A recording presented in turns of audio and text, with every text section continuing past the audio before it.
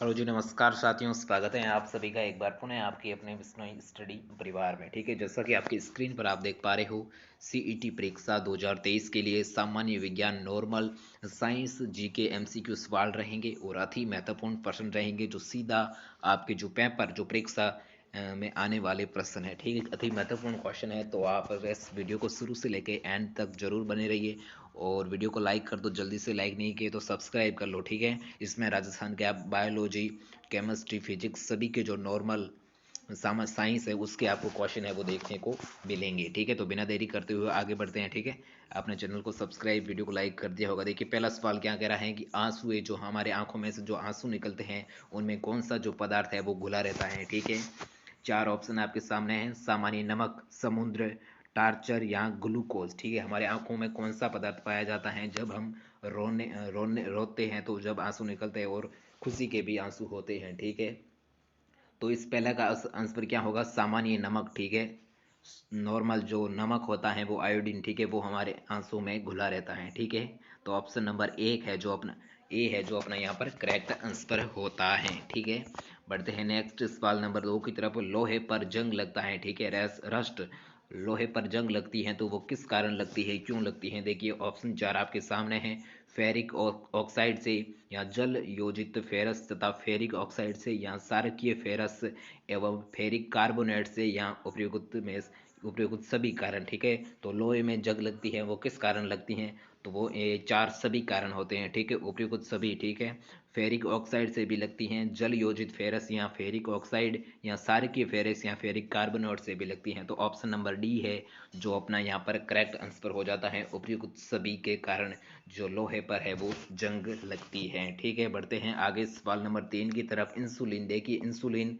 जो एक प्रकार का हार्मोन की तरह होता है, तो उसकी खोज है वो कौन करते हैं? ठीक है, इंसुलिन की खोज है वो कौन करते हैं? चार ऑप्शन आपके सामने है: बेंटिंग ने, डोमेक ने, या रोनाल्ड रास ने, या हार्वे ने। ठीक है, तो इसकी खोज कौन करते हैं? इंसुलिन की खोज करते हैं बेंटिन। ठीक है, बेंटिंग होते हैं वो इंसुलिन की क्या करते हैं? खोज करते हैं। तो इसका सही आंसर क्या होगा? ऑप्शन नंबर ए, बेंटिंग, जो अपना सही आंसर हो जाएगा। ठीक है, अगला सवाल नंबर 4 की तरफ हम आगे बढ़ते हैं। देखिए, वनस्पति तेल को घी में परिवर्तन करने के लिए क्या किया जाता है? देखिए, वनस्पति जो तेल होता है तो उसको घी में किस प्रकार से परिवर्तित किया जाता है, जो उसमें क्या ऐसा डाला जाता है? देखिए, किस प्रकार से किया जाता है? चार ऑप्शन आपके सामने है: ऊष्मा उपचार से, या हाइड्रोजनीकरण द्वारा, या ऑक्सीजन द्वारा, या एंजाइम के द्वारा। ठीक है, तो इसका आंसर क्या होगा? Option number B. ठीक है, हाइड्रोजनी के द्वारा जो वनस्पति तेल होता है उसको घी में परिवर्तन कर दिया जाता है। ठीक है, बढ़ते हैं आगे सवाल नंबर 5 की तरफ। देखिए, सामान्य जो नॉर्मल साइंस के जीके हैं आप सभी को ये तो आने चाहिए। देखिए, 5 नंबर सवाल क्या कह रहा है कि निम्नलिखित में से कौन सी एक मिश्र धातु है? देखिए, मिश्र धातु जस्ता, स्टील, सीसा, या एल्यूमिनियम। ठीक है, कौन सी मिश्र धातु है? तो वो कौन सी है? स्टील। ठीक है, steel, option number B steel है जो मिश्र धातु की श्रेणी में आती है। अगला सवाल नंबर 6 देखिए, निम्नलिखित में से कौन सी ईंधन यानी फ्यूल गैस है, ईंधन गैस नहीं है? देखिए, नहीं का ध्यान रखना है, कौन सी है जो ईंधन गैस नहीं है? भाप आकार गैस, यानी इंग्लिश में इसे कहते हैं वाटर गैस, प्रोड्यूसर गैस, या हास गैस, या मार्स गैस। ठीक है, कौन सी है जो ईंधन गैस नहीं है? देखिए, सवाल नंबर 6 है, इसका सही आंसर क्या होगा? हास गैस। ठीक है, हास जो गैस है, लेगिंग जो गैस है वो ईंधन गैस की श्रेणी में नहीं आती है। ठीक है, बढ़ते हैं आगे। देखिए, सवाल नंबर 7 की तरफ। अगला सवाल नंबर 7 क्या कह रहा है कि निम्नलिखित में से कौन सा तत्व प्रबल क्षारीय ऑक्साइड बनाता है जब ऑक्सीजन में जलता है? ठीक है, कौन सा ऐसा तत्व है जो प्रबल क्षारीय ऑक्साइड बनाता है और जब वह ऑक्सीजन में जलता है तो क्या बनाता है? प्रबल क्षारीय ऑक्साइड। जो वो पदार्थ कौन सा है? चार पदार्थ आपके सामने हैं: फॉस्फोरस, सोडियम, लोहा, या गंधक। ठीक है, हाँ, सवाल नंबर 7 का आंसर क्या होगा? सोडियम। ठीक है, सोडियम आपको पता ही है जो ऑक्सीजन के साथ या जल के साथ जो अभिक्रिया करता है और उसके साथ उसमें आग लग जाती है। ठीक है, जो पानी के अंदर भी आग जला सकता है। ठीक है, सोडियम बहुत खतरनाक होता है। ठीक है, हाँ, तो ऑप्शन नंबर बी है जो अपना यहाँ पर करेक्ट आंसर होता है। अगला सवाल देखिए, सवाल नंबर 8, फेदम। देखिए, फेदम क्या है? फेदम क्या है? एक प्रकार की मछली होती है, या पौधे का नाम है, या एक बर्तन है, या एक भाप है? ठीक है, तो फेदम क्या है? सवाल नंबर 8, तो ये एक भाप है। ठीक है, भाप का प्रकार है, ठीक है, फेदम, ठीक है। तो ऑप्शन नंबर डी है जो अपना यहाँ पर करेक्ट आंसर हो जाता है। देखिए ये सवाल मैं आप सभी से एक बार पुनः कहूँगा कि यह सवाल जो सीईटी परीक्षा 2023 में होने वाली है तो उसमें यह सवाल पूछे जा सकते हैं, उसके लिए काफ़ी महत्वपूर्ण है। और उसके साथ साथ राजस्थान की सभी जो कंपटीशन जो एग्जाम्स हैं उसके लिए सभी महत्वपूर्ण रहेंगे। और इस वीडियो को लाइक कर दो, जल्दी से लाइक नहीं किया तो सब्सक्राइब कर दो, ठीक है। बेल आइकन जो ऑल है उस पर कर दो, क्योंकि जब भी मैं कोई भी वीडियो अपलोड करूँ तो आपको सबसे पहले जो है नोटिफिकेशन मिले। देखिए हम सवाल पर आते हैं। देखिए सवाल नंबर 9 क्या कह रहा है कि रिचर स्केल किसके नापनों में प्रयोग होता है, किसके जो रिचर स्केल है उसका कार्य जो उससे क्या मापा जाता है, भूकंप की तीव्रता, वायु की गति, समुद्र की गहराई या शरीर का तापमान या शरीर का ताप, ठीक है। जो रिचर स्केल है उसका क्या कार्य है। देखिए सवाल नंबर 9 का आंसर क्या हो जाएगा, भूकंप की तीव्रता, ठीक है। भूकंप की तीव्रता है जो तीव्रता है जो किससे मापी जाती है, रिचर स्केल से, ठीक है। बढ़ते हैं अगला सवाल नंबर 10 की तरफ। देखिए हाँ, सवाल नंबर 10 क्या कह रहा है कि डायनामाइट के आविष्कारक निम्नलिखित में से कौन से है, ठीक है। डायनामाइट का आविष्कार किसने किया था, आइंस्टाइन ने, न्यूटन ने, या अल्फ्रेड नोबेल ने, या क्यूरी ने, ठीक है। तो इसका आंसर क्या होगा, अल्फ्रेड नोबेल ने, ठीक है।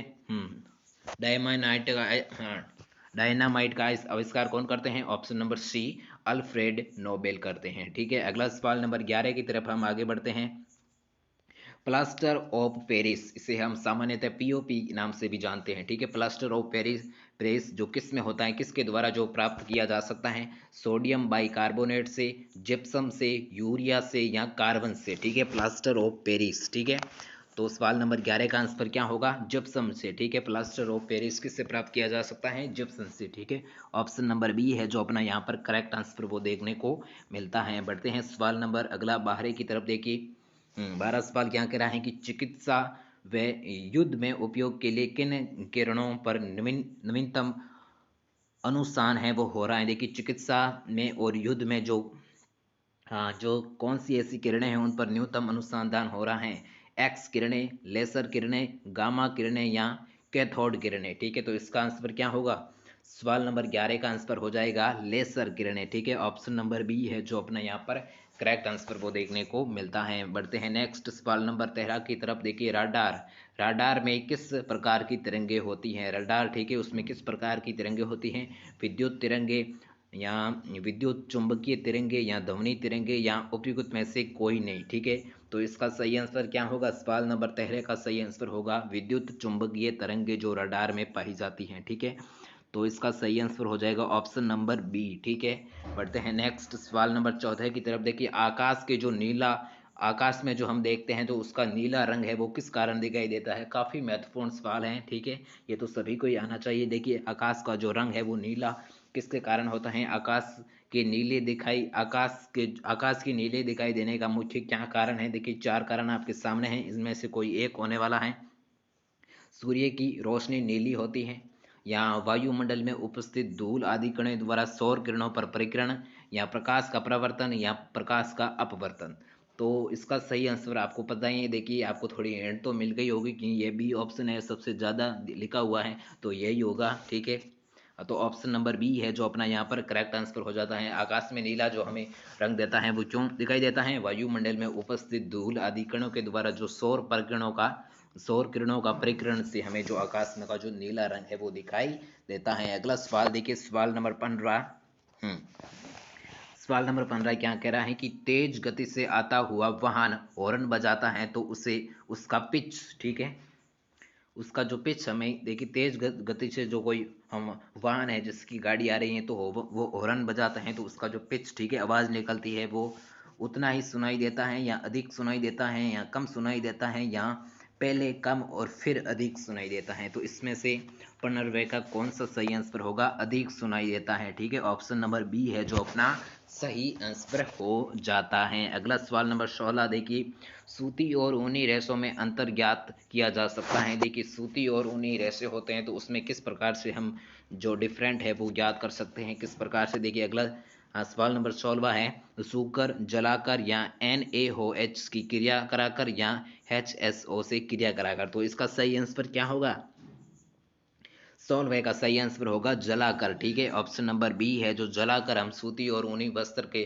जो होते हैं उनमें से अंतर है जो ज्ञात कर सकते हैं। अगला सवाल नंबर 17 देखिए, बर्फ पर दाब बढ़ाने से उसका जो गलनांक है वो क्या होगा। देखिए बर्फ पर हम जब दाब बढ़ा देते हैं तो उसका गलनांक कितना हो जाता है, बढ़ जाता है या घट जाता है या अपरिवर्तित रहेगा या शून्य हो जाएगा, ठीक है। तो इसका आंसर क्या होगा, ठीक है, घट जाएगा, ठीक है। जब हम बर्फ पर मतलब दाब बढ़ाते हैं तो उसका जो गलनांक है वो घट जाता है, ठीक है। ऑप्शन नंबर ए है जो अपना यहाँ पर करेक्ट आंसर वो देखने को मिलता है। अगला सवाल नंबर 18 देखिए, गर्मियों में सफ़ेद कपड़े क्यों पहने जाते हैं, काफ़ी महत्वपूर्ण सवाल है।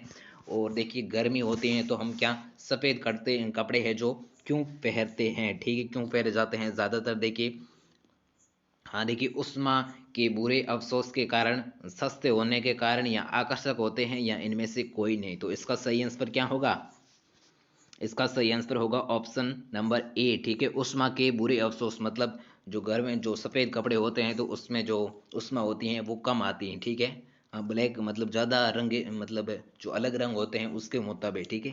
तो जिस कारण हम सफ़ेद कपड़े हैं जो गर्मियों में पहनते हैं। अगला सवाल नंबर 19 देखिए, निम्नलिखित में से कथन कौन सा है जो गलत कथन है, ठीक है। गलत का थोड़ा ध्यान रखना है, कौन सा कथन है जो गलत है। देखिए लोहा पानी में डूब जाता है, बिल्कुल सही है, हम सभी को पता है लोहा है जो पानी में क्या होता है, डूब जाता है। देखिए और लकड़ी पानी पर तैरती है, बिल्कुल लकड़ी पानी पर तैरती हैं। और पारा पानी पर तैरता है, पारा। और पारे में लोहा तैरता है, ठीक है। तो इसका सही आंसर क्या होगा भाई, ये गलत लाइन है, ठीक है। पारा है जो पानी पर तैरता नहीं है जबकि डूबता है, ठीक है। तो ऑप्शन नंबर सी है जो अपना यहाँ पर करेक्ट आंसर हो जाएगा 19वें का सी, ठीक है। बढ़ते हैं अगला सवाल नंबर 20 की तरफ। संतरे में कौन सा विटामिन अधिक होता है, ठीक है। संतरे आपने खाए होंगे, किस प्रकार के होते हैं, तो उनमें कौन सा है जो विटामिन पाया जाता है, कौन सा विटामिन हमें जो देता है, ठीक है, संतरा। तो इसका सही आंसर क्या होगा, सी, ठीक है, विटामिन सी। तो सी है जो अपना यहाँ पर ऑप्शन है वो सही हो जाता है। संतरे में कौन सा विटामिन पाया जाता है, सी, ठीक है। हाँ हाँ सी। देखिए अगला सवाल देखिए, 21वां सवाल है, चमगादड़ अंधेरे में भी उड़ सकते हैं और क्योंकि उनकी सहायता है वो किसकी प्राप्त होती है, वो क्यों उड़ सकते हैं, ठीक है। जो चमगादड़ होते हैं तो आपको पता है वो अंधेरे में भी उड़ सकते हैं, चमगादड़ और उल्लू, ठीक है। उल्लू जो आम भाषा में कहे तो मारवाड़ी में कहे तो कोसरी, ठीक है। तो वह भी अंधेरे में उड़ सकती हैं। तो ये दो अंधेरे में क्यों उड़ सकते हैं, इसके पीछे क्या रीजन है, क्या लॉजिक है। देखिए चार ऑप्शन आपके सामने दिए हुए हैं। अल्ट्रा वायलेट के वेव के कारण या अल्ट्रासोनिक वेव के कारण या रेडिएशन के कारण या स्पेशल रेटिना से, ठीक है। तो इसका सही आंसर क्या होगा, ऑप्शन नंबर बी, ठीक है, अल्ट्रासोनिक वेव के कारण, ठीक है। ऑप्शन नंबर बी है जो अपना यहाँ पर करेक्ट आंसर होता है। अल्ट्रासोनिक वेव के कारण जो चमगादड़ है वो अंधेरे में भी उड़ सकते हैं। अगला सवाल देखिए, सवाल नंबर क्या है, 22। देखिए एल्यूमीनियम किस खनिज से प्राप्त की जाती है, एल्यूमीनियम होता है जो किस खनिज से प्राप्त किया जा सकता है। देखिए सवाल नंबर 22 क्या कह रहा है कि एल्यूमीनियम है जो किस खनिज से प्राप्त किया जा सकता है। चार ऑप्शन आपके सामने है, मोनोनाइट या एर्थोसाइट से या बॉक्साइट से या थोरियम से, ठीक है। तो इसका सही आंसर क्या होगा, 22वें का सही आंसर होगा सी, ठीक है, ऑप्शन नंबर सी, बॉक्साइट से हम एल्यूमिनियम है वो अलग कर सकते हैं, उससे प्राप्त कर सकते हैं। अगला सवाल नंबर 23 देखिए, ब्लेड होल क्या है, ब्लेड होल है जो क्या होता है, ठीक है। तो नहरी काय, उल्ली काय, सूर्य के डब्बे या इनमें से कोई नहीं। देखिए ब्लैक होल इनमें से कोई नहीं, ठीक है। ऑप्शन नंबर डी है जो अपना यहाँ पर करेक्ट आंसर होता है। अगला सवाल देखिए, जल में स्थायी कठोरता का क्या कारण है। देखिए जल में स्थायी रूप से जो कठोरता पाई जाती है तो उसके पीछे क्या रीजन है, ठीक है, किस पर मतलब क्यों पाई जाती है। ऑप्शन नंबर कौन सा इसका सही आंसर होगा, 24वें का ऑप्शन नंबर बी, ठीक है, कैल्शियम क्लोराइड के कारण, ठीक है। लोहे की नहीं, जल की बात कर रहे हैं। जल में जो स्थायी रूप से जो कठोरता पाई जाती है वो किसके कारण पाई जाती है, कैल्शियम फ्लोराइड के कारण, ठीक है। ऑप्शन नंबर बी है जो अपना यहाँ पर करेक्ट आंसर वो देखने को मिलता है, ठीक है। अगला सवाल नंबर 25वें की तरफ हम बढ़ते हैं। देखिए क्लोरीन की मापन इकाई, देखिए क्लोरीन की कैलोरी है तो वो किसकी मापन इकाई है, ठीक है। तो क्लोरीन, ठीक है, ऊर्जा आप सभी को पता है। ऑप्शन नंबर एक है जो, देखिए ऊर्जा को हमें किसके द्वारा माप सकते हैं, क्लोरीन, ठीक है। हाँ तो इसका सही आंसर क्या होगा, ऑप्शन नंबर ए, ठीक है। कौन से का? 25वें का। अगला सवाल नंबर 26 देखिए, सूर्य उदय होते समय व डूबते समय हमें लाल रंग है वो दिखाई देता है, तो वो क्यों दिखाई देता है? देखिए ये भी काफ़ी अच्छा सवाल है, आपको ध्यान में रखना चाहिए। तो ये क्यों लाल रंग हमें क्यों दिखाई देता है जब सूर्य उदय होता है और जब डूबता है? ठीक है, तो विकिरण के कारण, जल वाष्प के कारण, धूल के कण के कारण या प्रकीर्ण के कारण? तो इसका सही आंसर क्या होगा? इसका सही आंसर होगा प्रकीर्ण के कारण। ठीक है, जो सूर्य है वो उदय होते समय और डूबते समय हमें लाल दिखाई देता है। अगला सवाल नंबर 27 देखिए, घरों में जो विद्युत संयंत्र जोड़े होते हैं, घरों में जो विद्युत संयंत्र जोड़े होते हैं तो वो किस प्रकार के होते हैं? श्रेणी क्रम से, समांतर क्रम से, मिश्रित क्रम से या इनमें से कोई नहीं? तो इसका सही आंसर क्या होगा? इसका सही आंसर होगा समांतरण क्रम से। ठीक है, ऑप्शन नंबर बी है जो अपना यहाँ पर करेक्ट आंसर है वो देखने को मिलता है। अगला सवाल नंबर 28 देखिए, लोहे पर जंग लगना एक क्या है? ये एक भौतिक क्रिया है, रासायनिक क्रिया है, सामान्य क्रिया है या इनमें से कोई नहीं? ठीक है, तो इसका सही आंसर क्या होगा? ये एक रासायनिक क्रिया है। ठीक है, रासायनिक अभिक्रिया के द्वारा जो लोहे पर है वो जंग लगता है। ठीक है। अगला सवाल नंबर 29 देखिए, विद्युत बल्ब, ठीक है, जो विद्युत का जो बल्ब होता है तो उसमें जो फिलामेंट वो किसका बना होता है? ठीक है, विद्युत जलता है तो उसमें एक छोटी सी तार होती है, आपने देखी होगी। ठीक है, जिसकी मान लो कि ये लट्टू है तो उसमें एक यहाँ पर तार होती है। ठीक है, तो वो किसकी बनी होती है? कोरेनियम के कारण, टंगस्टन की बनी होती है, या तांबा की बनी होती है, या जस्ता की बनी होती है? तो वो बनी होती है टंगस्टन की। ठीक है, ऑप्शन नंबर बी है जो अपना यहाँ पर करेक्ट आंसर होता है। अगला सवाल देखिए, आज का अपना अंतिम सवाल है, सवाल नंबर 30 देखिए, केतली में पानी का गर्म होना, ठीक है, इसका उदाहरण क्या है? देखिए केतली में हम जो पानी रखते हैं तो वो गर्म क्यों होता है? देखिए चालन के कारण, स्वयं का या विकिरण का या संगन का? ठीक है, तो इसका सही आंसर क्या होगा? संवहन के कारण। ठीक है, जो केतली में है वो पानी अपना गर्म है जो देखने को मिलता है, तो ऑप्शन नंबर बी है तो इसका करेक्ट हो जाएगा। ठीक है, तो ये था आज का अपना ये वीडियो, और यहाँ पर इस जो एमसीक्यू साइंस के जो सेशन को हम खत्म करते हैं, और आई होप कि आपको ये वीडियो पसंद आया होगा। और हाँ देखिए, मैं बता देता हूँ इन सभी का जो पीडीएफ है वो आपको कहाँ पर मिलने वाला है। ठीक है, तो पीडीएफ मिलने वाला है हमारे टेलीग्राम चैनल पर। ठीक है, हाँ कुछ अलग ही मैं बोल गया। ठीक है, तो मैं आपसे क्षमा चाहूँगा किसी भी प्रकार की मुझसे बोलने में त्रुटि या गलती हुई तो। ठीक है, तो वो मिलेगा हमारे टेलीग्राम चैनल पे। टेलीग्राम चैनल का नाम क्या है? देखिए लिंक भी मैं डिस्क्रिप्शन में दे दूंगा, अगर किसी भी प्रकार से कोई लिंक है जो नहीं लोड होने पर तो मैं यहाँ पर आपको नाम बता दूंगा। ठीक है, हाँ देखिए टेलीग्राम चैनल का नाम क्या है? बिश्नोई स्टडी। ठीक है, BISHNOI, Bishnoi STUDY, Bishnoi study. वहाँ पर आपको क्या कर लेना है? ज्वाइन कर लेना। ठीक है, जल्दी से जाओ पीडीएफ प्राप्त करो, किसी भी प्रकार की कोई शुल्क नहीं है। और इसके साथ साथ राजस्थान की history, geography, arts and cultural सभी के करंट अफेयर सभी के आपको पीडीएफ है वो बिल्कुल फ्री में मिलने वाले हैं। ठीक है, तो जाओ पीडीएफ प्राप्त करो और एंजॉय करो। ठीक है, हम मिलते हैं किसी नए वीडियो के किसी नए टॉपिक के साथ। तो तब तक के लिए जय हिंद, जय भारत, वंदे मातरम।